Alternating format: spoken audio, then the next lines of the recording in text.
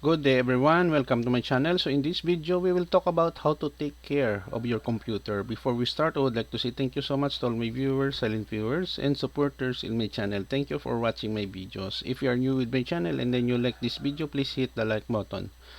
Don't forget to share and please support my channel guys by clicking the subscribe button. So let's begin. How to take care of your computer. Taking care of your computer is essential to ensure its longevity and optimal performance. Here are some tips to help you maintain your computer properly. Number 1, keep it clean. Regularly clean the exterior of your computer using a soft, lint-free cloth to prevent dust buildup. Use compressed air to clean out dust from the keyboard, vents, and other uh, crevices. Be cautious with liquids near your computer to avoid spill that could cause damage. Number 2, maintain a controlled environment. Keep your computer in a clean, dry, and well-ventilated area. Avoid exposing your computer to extreme temperatures, humidity, and direct sunlight. Number 3, update your software. Keep your operating system, drivers, and software up to date. Updates often include security patches and performance improvements.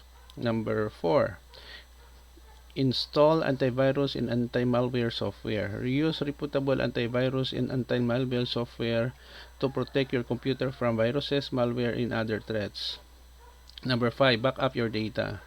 Regularly back up your important files and data to an external hard drive, cloud storage, or a backup service to prevent data loss.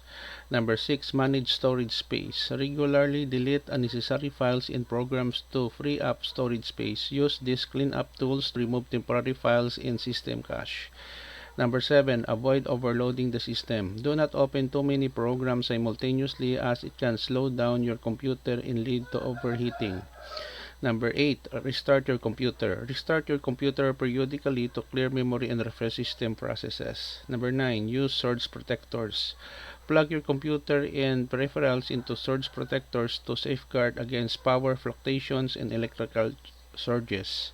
Number 10, handle hardware carefully. When connecting and disconnecting peripherals like USB devices, handle the connectors gently to avoid damaging the ports. Number 11, laptop care. If you have a laptop, be careful when opening and closing the lid to avoid stressing the edges. Don't place heavy objects on your laptop keyboards so the lid is closed. Number 12, use a cooling pad for laptops. If you use laptop extensively, consider using a cooling pad to help dissipate heat and prevent overheating. Number 13, monitor battery health.